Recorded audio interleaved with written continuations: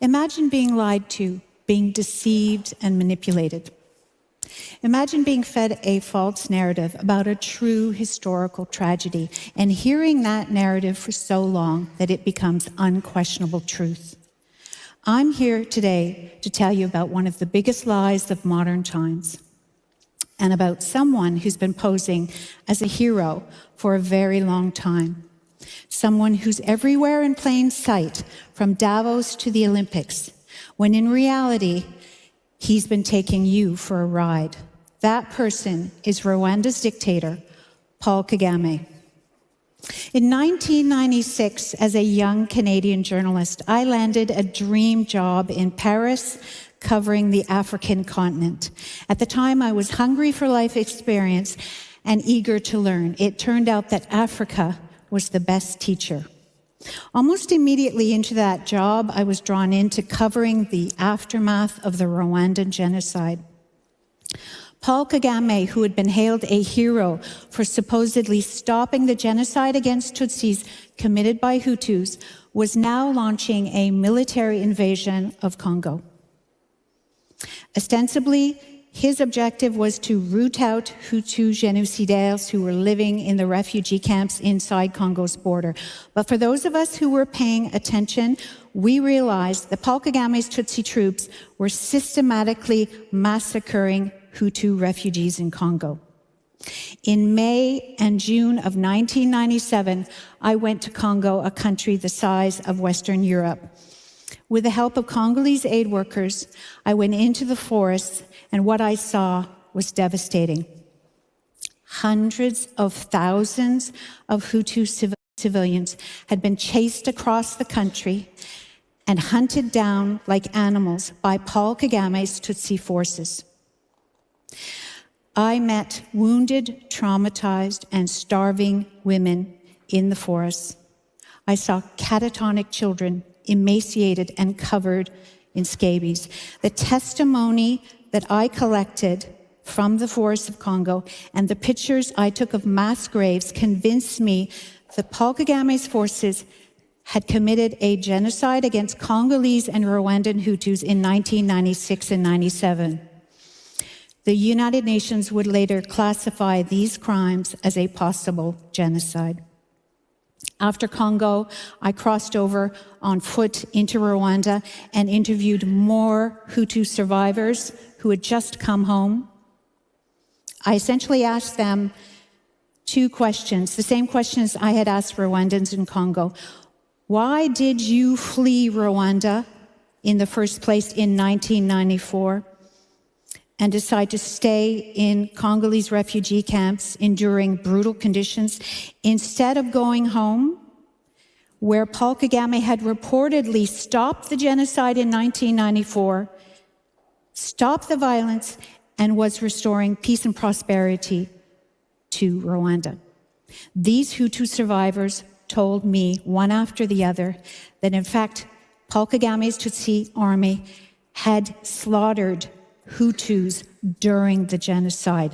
Their relatives had been massacred. They were afraid of Kagame's army.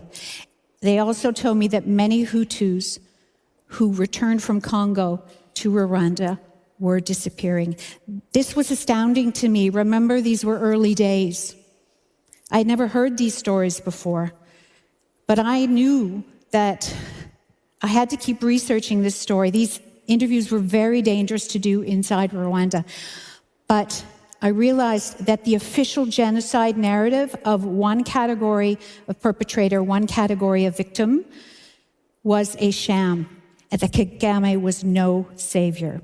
I have since spent almost 30 years of my life investigating the crimes that Kagame's forces committed before, during, and after the genocide.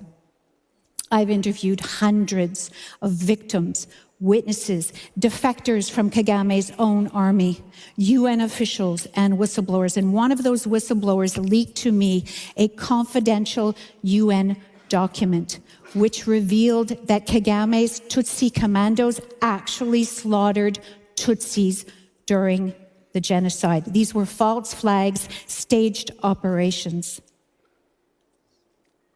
This evidence and other types of evidence like this completely disrupted established doctrine of the Rwandan genocide. My research reveals that both Hutus and Tutsis were victims of genocide in 1994, and both groups were perpetrators. What's more, powerful insiders at the United Nations knew about these massive atrocities committed by Kagame's army and covered them up. For years, I've asked myself, why is it that Kagame's record has been sanitized? Why has he gotten away with committing crimes over 3 decades, egregious crimes, and why has the United Nations granted him de facto immunity? The answer, I believe, lies in Congo, a country that is rich in strategic minerals that are essential for our global economy. Chances are that the cell phone you're using or the Tesla you're driving is made from Congolese minerals that have been laundered by Rwanda. One of the most trafficked and strategic minerals on the market today is tantalum. Tantalum metal is valuable because it can be extremely resistant to high temperatures. Tantalum components are able to store a tremendous amount of energy charge in a small space. Tantalum is used in rockets, satellites, missiles, smart cars, and smart cities. Canada and Australia have reserves of tantalum, but their tantalum is very expensive, and they're not producing much of it. Brazil is an exporter and a producer of tantalum, but not in the quantities needed for the global economy. Congo has the richest grade of tantalum. It has the cheapest tantalum. It's the biggest producer, and Congo is Kagame's playground.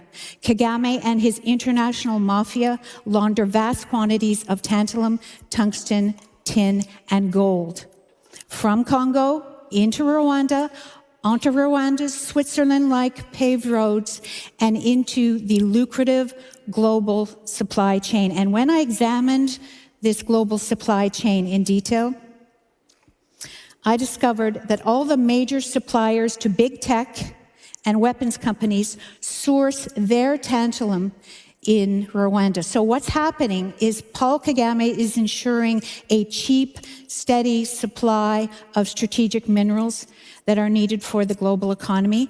And our thirst for technology is ensuring his criminal longevity. If there's one thing you take away from my talk today, it's that the technology that we're using is tied to Kagame's violence. And the laundered minerals themselves constitute criminal property. Anyone who acquires, possesses, uses, or profits from that criminal property is laundering.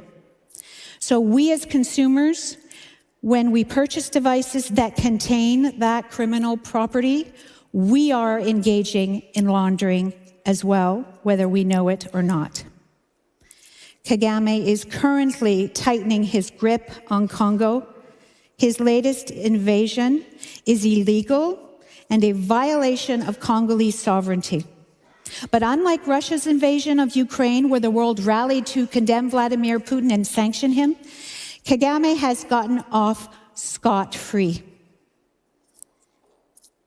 And he is still a rock star and treated so by global elites.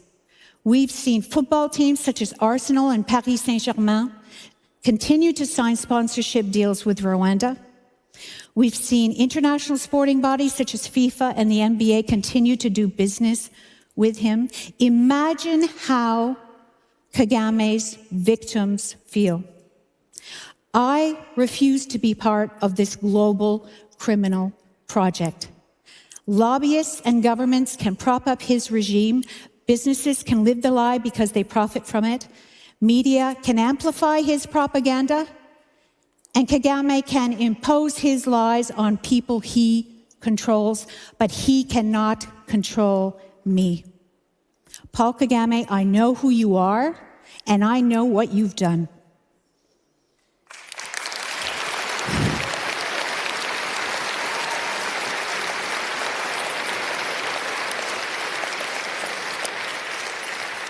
In fact, Paul Kagame's regime's crimes and his agents' campaign against me have actually emboldened me to continue this work. More than a decade ago, his agents threatened me and threatened my family. I kept going anyhow because the fear of dying galvanized me into finishing what I had started.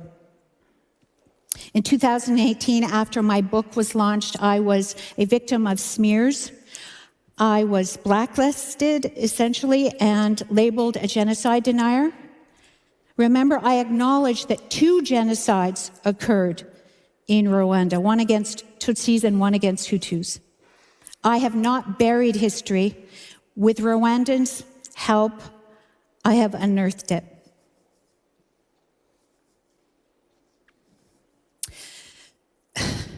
None of what I've experienced has compared to what his regime has done to the Congolese and Rwandan people. The rebellions that Kagame has sponsored over 30 years have left more than 6 million Congolese dead. These wars have eviscerated the Congolese nation. Rwandans, meanwhile, live in an open-air prison where history is state property.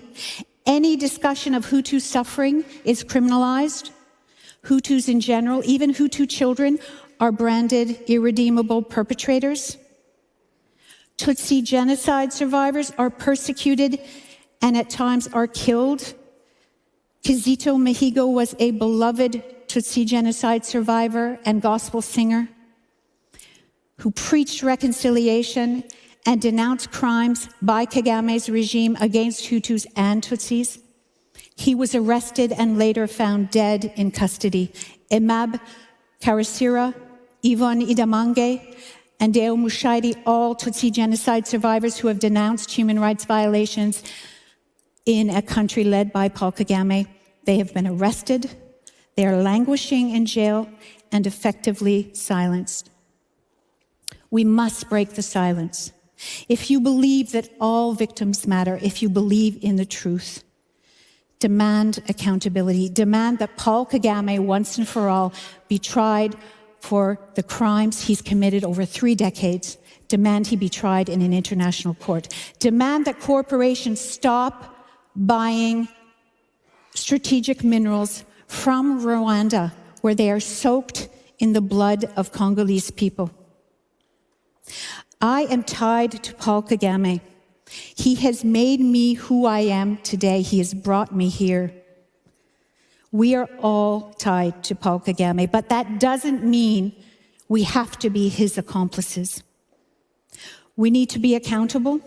We need to be responsible for our consumer choices and ensure that those choices are not fueling wars in Central Africa.